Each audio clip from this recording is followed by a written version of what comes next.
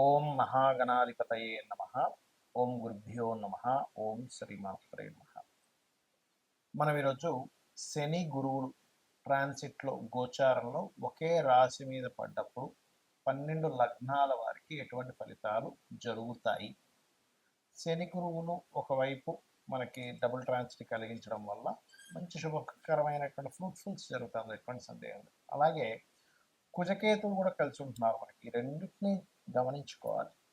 So లగ్నం తెలిసిన వారు లగ్నం నుంచి చూసుకోండి, లగ్నం తెలియని వారికి రాశి నుంచి చూసుకోండి, అది సెకండరీ ఆప్షన్. సో ఈ విషయాలు చెప్తుంది నేనైనప్పటికీ కూడా చెప్పిస్తుంది సాక్షాత్ లలిత అమ్మవారిగా భావిస్తూ ఒక్కొక్క లగ్నం గురించి మనం తెలుసుకుందాం.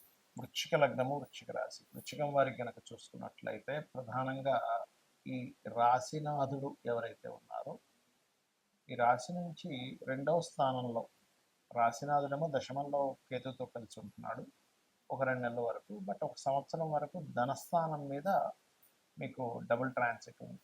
సాధారణంగా నా అర్ధాష్టమ శని ఒకటి అయిపోయింది అనేటువంటి రిలీఫ్ కూడా ఇస్తుంది. బట్ ఒకటే నేను చాలా కాలం నుంచి చెప్తున్నాను, ఈ ఏలినాటి శని అర్ధాష్టమ శని గురించి పెద్దగా పట్టించుకోకండి. అది కేవలం మీకు స్లో డౌన్ అవ్వడానికి మాత్రమే, కొన్ని పనులు కానీ ఎక్కడ జీవితాన్ని ఆపదు అని. రైట్. అయితే ఇక్కడ విషయం కనుక చూసుకుంటే ధనభావం మీద చాలా మందికి ఏంటంటే అష్టమ స్థానంలో గురువు వెళ్ళిపోయాడు, అయ్యో గురుబలం లేదు అనుకుంటారు. కానీ ఆ గురువు అష్టమంలోకి వెళ్ళినప్పుడు ఎక్కడ ఇస్తున్నాడు, ఇది మోస్ట్ ఇంపార్టెంట్. ఈ గురువు 2వ స్థానమైన ధనస్థానాన్ని శని గురువులు ఇద్దరు ఎప్పుడైతే చూస్తున్నారో ఫైనాన్షియల్గా మంచి ఎదుగుదల ఉంటుంది, కుటుంబ పరంగా అభివృద్ధి ఉంటుంది, మీ మాట కంటే ఒక వాల్యూ పెరుగుతుంది. ఇది ఇక్కడ జరిగేటువంటి అంశాలు. దీంతోపాటు భూముల మూలంగా, గృహాల మూలంగా కూడా కొంతవరకు ధన యోగం కూడా కలుగుతుంది. అయితే దీంతో పాటు 12వ స్థానం మీద గురువు యొక్క దృష్టి ఉన్నందుకు విదేశాల వెళ్ళి ధనం సంపాదించుకోవడానికి, లేదా జీవిత భాగస్వామి వివాహ జీవితం విషయంలో ఏదైనా చిన్న చిన్న కలతలు ఉన్నట్లయితే అవి తొలగిపోవడం, ఇటువంటివి బలంగా సూచిస్తున్నాయి. అయితే ఇక్కడ ఈ డబుల్ ట్రాన్సిట్తో పాటు దశమ స్థానం అంటే వృత్తి స్థానంలో లగ్నాధిపతి వెళ్ళి అక్కడ కూర్చొని కేతు ఉన్నాడు. అక్కడ ఎప్పుడైతే 2 గ్రహాలు అక్కడ ఉంటాయో ఒక టాప్ పొజిషన్లో తీసుకెళ్తుంది వృత్తిపరంగా, అందులో ఎటువంటి సందేహం లేదు. మరి దీంతో పాటు ఈ కుజుడు కేతు అక్కడ ఉన్నప్పుడు కాస్త వృత్తిలో కొన్ని గొడవలు, ఘర్షణలు కూడా ఇస్తాయి ఇక్కడ.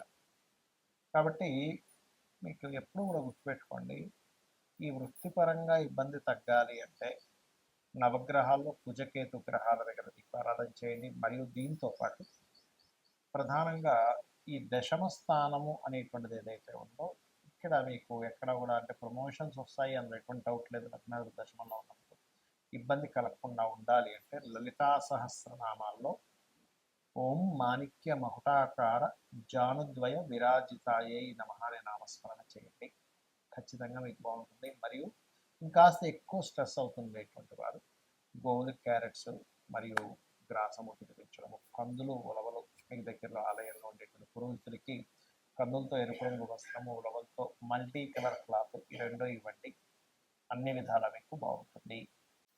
చాలామంది నన్ను అడుగుతున్న అంశం ఏమిటంటే ఇక్కడ మీకు గోచారంలో జలరాశుల్లో కుజుడు ఉన్నప్పుడు కొంత జల సంబంధంగా గొడవలు ఇవన్నీ వచ్చాయని చెప్పారు.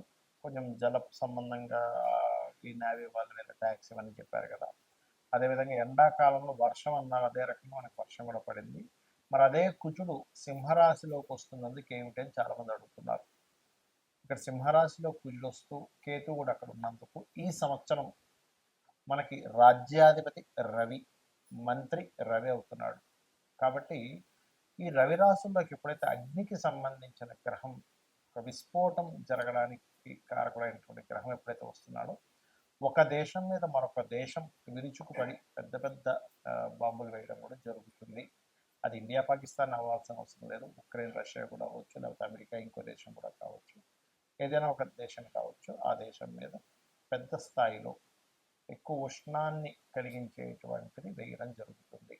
అదొకటే కాకుండా ఈ ఈ పిశాచ యోగం ఉన్నప్పుడు పర్టికులర్గా రాబోయే 2 months కూడా మన ఇండియాలో కానీ వేరే దేశాల్లో కానీ కాస్త పుణ్యక్షేత్రాలు, దేవతా ఆలయాల మీద కూడా అటాక్స్ జరగనున్నాయి. కాబట్టి కాస్త జాగ్రత్తగా ఉండాలి. కొంత స్లీపర్ సెల్స్ వల్ల ఇబ్బందులు ఇటువంటివి జరగనున్నాయి. కాబట్టి ఈ యొక్క అంశంలో చాలా జాగ్రత్తగా ఉండండి.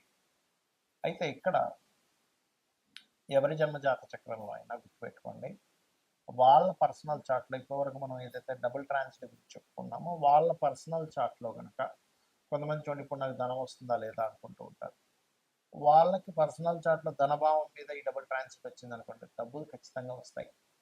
లేదంటే ఒక కాంట్రాక్ట్ అవ్వాలనుకుంటున్నాము, వాళ్ళ పర్సనల్ చార్ట్లో 3వ భావం మీద కనెక్ట్ అయింది, అప్పుడు ఒక మాట్లాడుకొని అది కాంట్రాక్ట్ రావడానికి అనుకూలిస్తుంది. మరి కొంతమందికి ఏమంటే నేను ఒక గృహం కొనుక్కుందాం అనుకుంటున్నాను, అనుకూలిస్తుందా లేదా అంటే ఒకటి గుర్తుపెట్టుకోండి, ఎప్పుడు కూడా గృహం కొనుగోలు చేసేటప్పుడు మీకు 4వ భావానికి సంబంధించిన మహాదశ అంతర్దశలు అనుకూలించాలి. ఈ డబుల్ ట్రాన్సిట్ 4వ భావంలోకి రావాలి. దాంతోపాటు మీరు ఏదైతే గృహం కానీ స్థలం కానీ కొనుగోలు చేసేటప్పుడు ఆ దిశ అంటే ఒక్కొక్క పేరు గల వాళ్ళకి ఒక్కొక్క దిశ మనకి వస్తుందని చెప్పారు శాస్త్రంలో. ఎక్కడ కూడా తూర్పు ఉత్తరం మాత్రమే మంచిది, దక్షిణం పడమర మంచిది కాదని ఎక్కడా చెప్పలేదు. 4 దిశలు మంచివే, కానీ మీకు ఏది పనికి వస్తుందో చూసుకోండి. మనకి వీడియోలు కూడా పెట్టాము, ఏ పేరు గల వాళ్ళకి ఏ డైరెక్షన్ కలిసి వస్తుంది అనేది, దాని పరంగా మీరు చూసుకోవచ్చు. అలాగే మరొక విషయం ఏంటంటే, ఇక్కడ సంతానానికి అయితే పంచమం మీద ట్రాన్సిట్ ఉండాలి, రుణములు లభించాలంటే కూడా ట్రాన్సిట్ ఉండాలని మనం ఒక్కోసారి లోన్స్ కోసం మనం ప్రయత్నం చేస్తుంటాం, ఒక్కోసారి లోన్స్ రావు. కానీ రుణం లభించాలంటే 6వ భావం మీద ఉండాలి, రుణం తీర్చాలంటే 5వ భావం మీద ఉండాలి. అయితే ఇక్కడ మనము ట్రాన్సిట్ రావడం ఒక ఎత్తు అయితే, కొన్ని పనులు అవ్వడానికి లలితాంబిక అమ్మవారి యొక్క అనుగ్రహం కలిగితే కూడా పనులు అయిపోతాయి. అవి ఎలాగా అంటే, ఇప్పుడు ఫైనాన్షియల్గా ఇబ్బంది పడుతున్నారు, ఓం సంపత్కరీ సమారూఢ సింధుర వ్రజ సేవితాయ నమః చేసుకోండి. లేదంటే ఉద్యోగం రావట్లేదండి, చాలా ఇబ్బంది పడుతున్నారు అనుకునేటువంటి వారు ఓం శ్రీమాత శ్రీ మహారాజ్ని శ్రీమత్ సింహాసనేశ్వరి నమః అని చేసుకోవచ్చు. లేదా ఓం మాణిక్య మకుటాకార జానుద్వై విరాజితాయ నమః అని చేసుకోవచ్చు. మరి కొంతమందికి సంతానం ఉండదు, అలాంటి వారు దత్తాత్రేయుడిది దిగంబర శ్రీ పాదవల్లభ దిగంబర అనే మంత్రం చేసుకోండి. మరియు దీంతో పాటు మరి కొంతమందికి వ్యాపారాల్లో రాణించడానికి ఇబ్బంది పడుతూ ఉంటారు, ఓం ఇంద్రగోప పరిక్షిప్త స్మరతోనాభజంగికాయే నమః అనే మంత్రం చేసుకోండి. ఆ రకంగా ఏంటంటే ఒక్కొక్క దానికి ఒక్కొక్కటి. ఇప్పుడు కొంతమందికి చూడండి ఆరోగ్య సమస్యలు ఉంటాయి, ఎందుకు అంటే వాళ్ళకి 4వ స్థానం అంటే ఇమ్యూనిటీని తగ్గించే స్థానము, ఇమ్యూనిటీ స్థానం పంచమ స్థానం పడవడం, 6వ స్థానం రోగస్థానం యాక్టివ్ అయితే ఏముందంటే వాళ్ళకి అనారోగ్య సమస్యలు నిత్యం పడుతూ ఉంటారు. అటువంటి వారు చక్కగా ఓం సర్వవ్యాధి ప్రసవని సర్వమృత్యు నివారిణి అగ్రగణ్య అచింత్య రూప కలికల్మషనాశిని నమః అని చేసుకోండి. ఖచ్చితంగా మీకు బాగుంటుంది, మరి ఎటువంటి సందేహం లేదు. అయితే ఇక్కడ ఒక్క విషయం ఏంటంటే, చాలామంది ఏనాడు సెంట్ జరుగుతుందని, కాల్సర్వ యోగాలు ఉన్నాయని భయపడుతూ ఉంటారు. అవేవి మిమ్మల్ని ఎక్కడా ఆపవు. ఖచ్చితంగా మీరు చేసేటువంటి కర్మ ఏదైతే ఉందో దాని రిజల్ట్ మాత్రమే గ్రహాలు ఇస్తూ ఉంటాయి. దానికి మీరు అమ్మవారి పాదాలను ఆశ్రయించినట్లయితే 100% మీరు అనుకున్నది అనుకున్నట్టుగా అమ్మవారు కలిగిస్తుంది మీకు. శ్రీమాత్రే నమః.